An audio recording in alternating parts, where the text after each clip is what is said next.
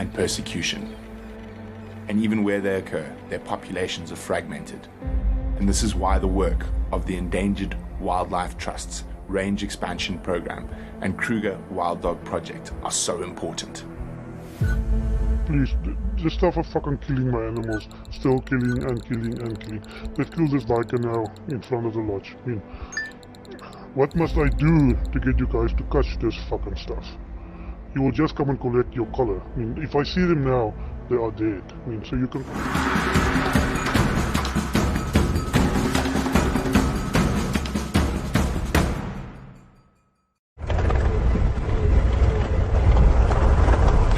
Welcome back, everyone. We are still on the hunt. We do have Ben with us now, who's joined us, and Joel. We've split into two teams at the moment to try increase our chances of finding the dogs. So we're going to start calling down in the south as we did, but we're actually going to go, down in the east. We're actually going to go further north first. We haven't really checked that area. We did the western sections extensively, or the southwestern sections extensively this morning. Got a bit of a tan, but we're going to see what we can find. So it should be a little bit of better time zone for most of you in the States. Hi Noel, hi Barbara, hi Pam, nice to have you all with us. Again, so far no luck with actually finding the dogs. We haven't even seen a track. We're hoping on this big main road we might see tracks. However, we did have quite a lot of rain in the last 48 hours, so they could have crossed before the rain. But what we're going to do is we're actually going to cross the Timbavati River in the next sort of 5 minutes or so. And then you'll probably see in the distance up ahead of me, there's the road. We're going to stop up on top of the hill and try to call down the river. The wind predominantly today has been going towards the east. So we want to see if we can hopefully lure those dogs back up towards this area where it's a bit more open. And of course, Murphy is always at play as soon as you plan something live.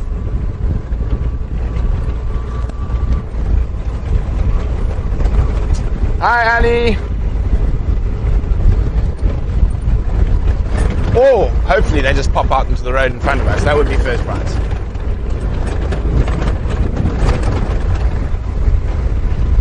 Okay, so there, the rangers from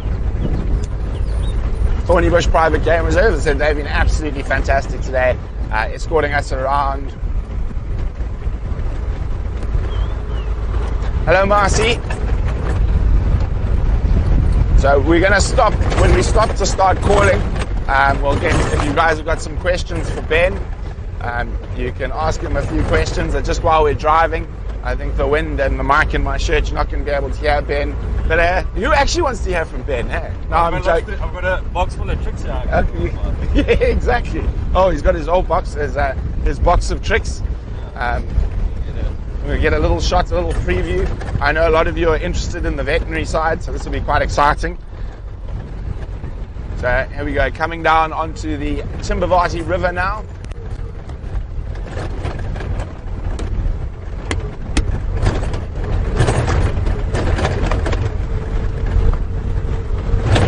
We're probably going to stop up on the hill above us and try to call down this valley. Saw some lions down here this week.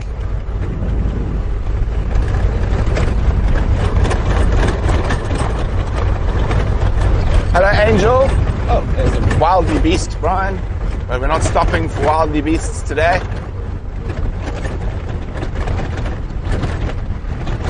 There we go, the mighty Timbavati River.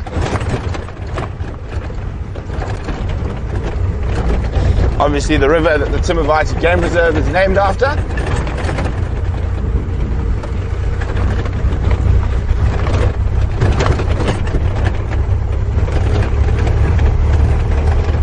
Marcy, we're planning to just collar one dog and probably a female, but not the alpha.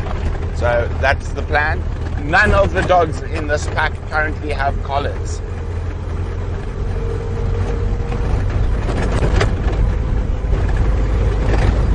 Okay. So we're always just hoping to spot them.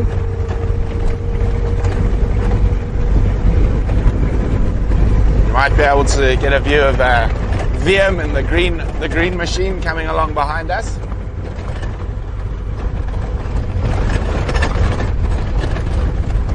Anywhere around here.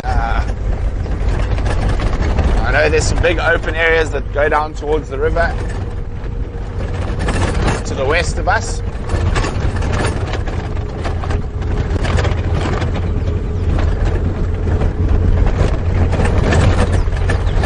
Some kudu and impala up ahead.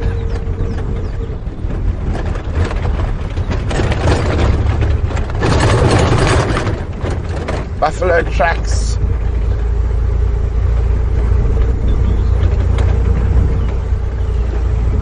Nice big kudu bulls coming up. Of course, we're not looking for kudus today.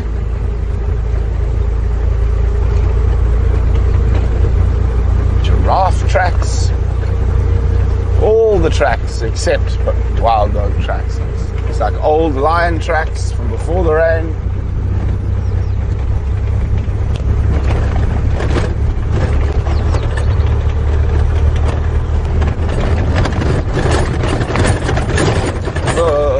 Corrugations.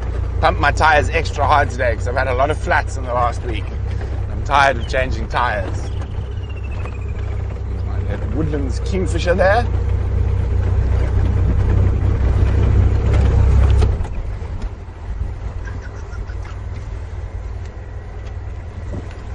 How close is Vim?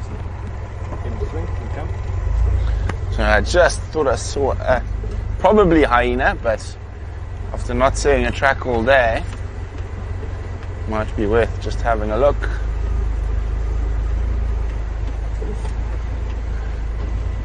Not at all even a pig. Now you might notice this area is incredibly green. It's quite fascinating. The southern sections of Thorny Bush and the Timbavati down here get on average about 150 to 200 mils more rain than the Sabi Sands, then Baluli, then the northern parts of the Kaseri, the Timbavati, and you can see a very, very lush, almost tropical in this area, which is wonderful for the bush, but hard for us to find puppies in.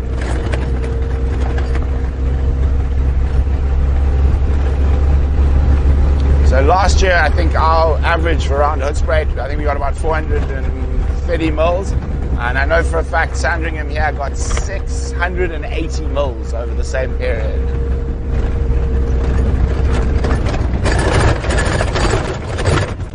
Oh, baboon tracks, got excited there for a second. So I think we're going to start here.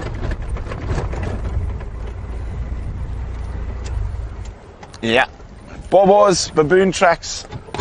So, as I said, we've split to try and make double our chances of finding. Oh no, I thought it was Grant following us. I thought he got lost. Hi.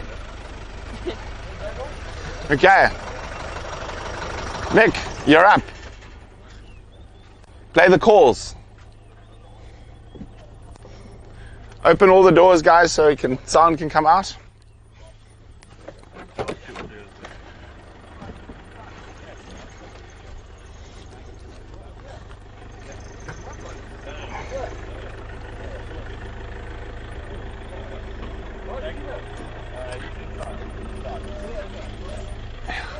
Come puppies, indeed. It's been a long day.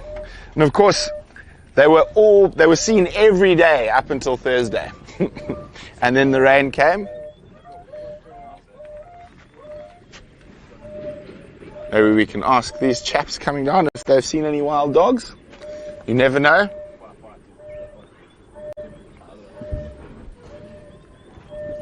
So you can see, as I said, the wind's blowing down the valley.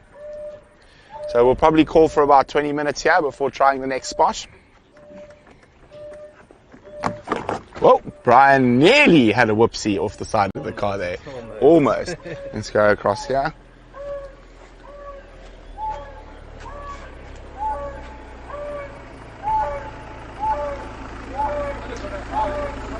There we go. Oh, there's a big kudu, Brian, crossing the road. Oh, he's going to be gone. He's gone. Maybe the other one will follow him. Yes, Canadian, more whooping. You guys have heard a lot.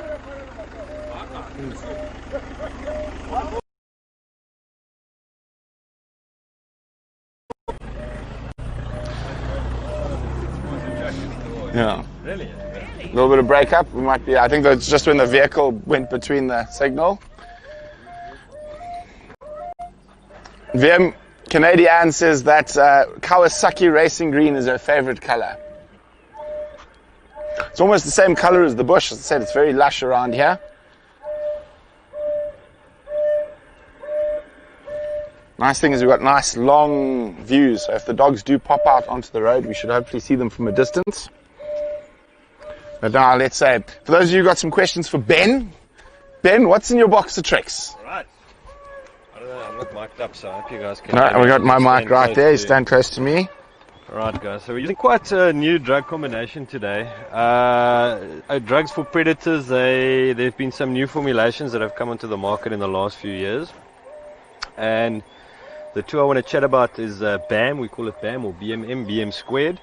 So today we're using a combination of butorphanol, which is a strong opioid, medetomidine, which is an alpha-2 agonist, and midazolam. These are midazolam, sorry, there's all sorts of drugs here. Here's our midazolam. And it's, we're using a very small dart. This is a 1 mil dart with a 1/2 inch needle. So with dogs and cheetahs, you always want to use a very short needle, you know, it's, especially if you're going for a leg shot, a back leg. There is chance that you can hit the femur. That's the big top bone of the leg. So we always use a nice 1/2 inch just to make sure you avoid that. And other than that, that's pretty much it. So I think my drug mix is about 0.8 mils. I just fill it up with the rest with sterile water. And that's pretty much it. Then hope we can put a dart in the dog. They're notoriously difficult to dart. Firstly because they're small and skinny animals, there's not a lot of muscle mass on them. So we generally always go for a rum shot. And just because of their behavior, they're quite active, they're quite mobile, so you can see how thick the bush is. So if we do find them, we just hope and pray for a nice clean break area where we can get a shot in.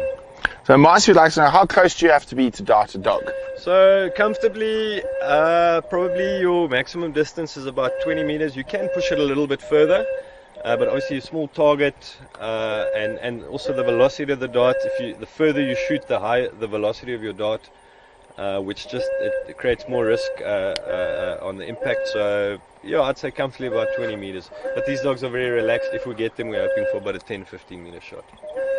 Noel says the dogs obviously got the memo there was a collaring today and decided to make themselves scarce. Always how it happens. Exactly, no. If they're this hard to find, I can imagine they must be quite difficult to dart. Yeah. Now, of course, a lot of you would have seen Ben. Ben was the architect behind the drop nets. That was Ben's plan there. It worked very well. Yeah. And it worked very well, and that was catching dogs. Obviously, very different type of pack of dogs. Not used to vehicles and people, so they were a bit harder to catch. Okay, what other questions we got here? Yes, Canadian, we were on a bit of a Ferrari safari to get you. Of course, we are a bit worried about light, and hopefully we do find them before dusk. Otherwise, we're just going to have to come out when they're seen again, and hopefully run, and hopefully you're not busy. And yeah, that's always how it happens. I mean, you plan these things to the T, and then the animals just don't want to play with. So.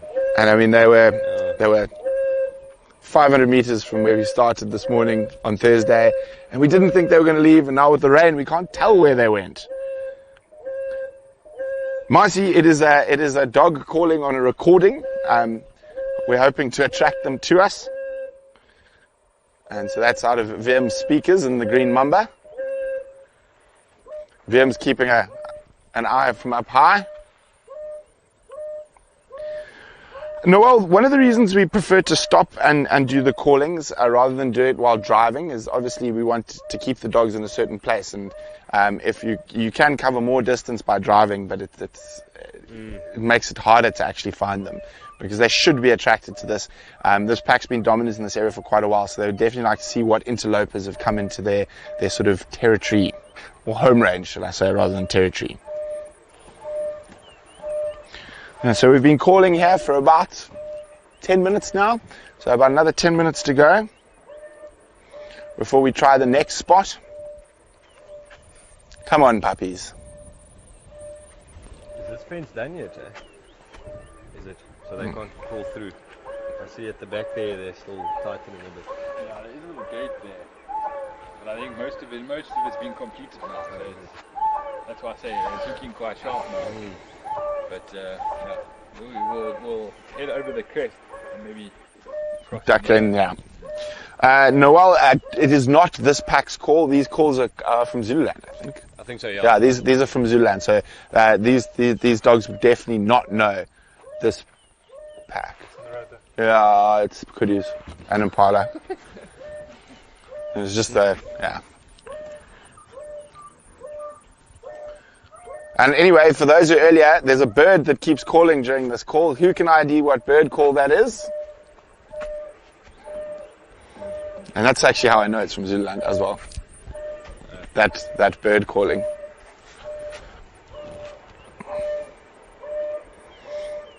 Angel, no, this particular pack is not afraid of the vehicles at all. They're actually viewed regularly on Thornybush Private Game Reserve by all the lodges that operate here. So they are a very, very relaxed pack and are very used to being viewed from a vehicle. And actually, on Thursday, Grant and I walked into them on foot, and they didn't run away from us either. Yeah, they're extremely relaxed. I mean, they just lie around when they see a vehicle. Very... We are scaring half the Impala of Thornybush today, though, with the dog calls. Of course, the Impala don't alarm for wild dogs, which is very interesting. So they'll alarm for most of the other predators, but when they see a wild dog, they just run, because they know if they don't, it's tickets.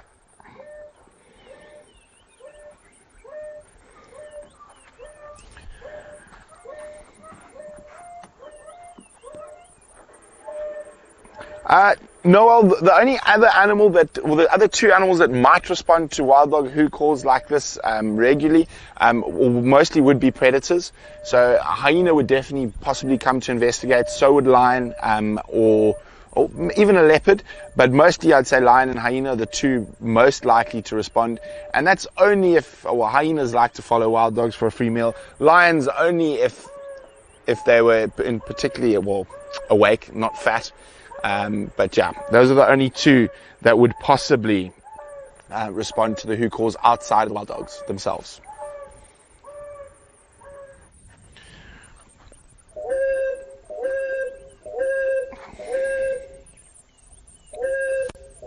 Indeed, it has been a little bit of a long day, Barbara. I know a lot of you guys were up at 1, 2 in the morning with our updates throughout the day.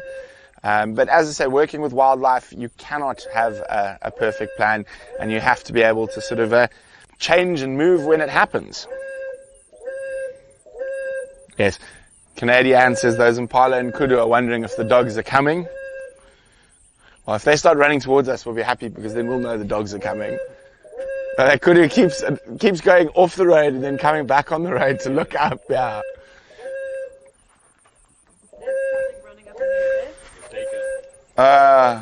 Yep.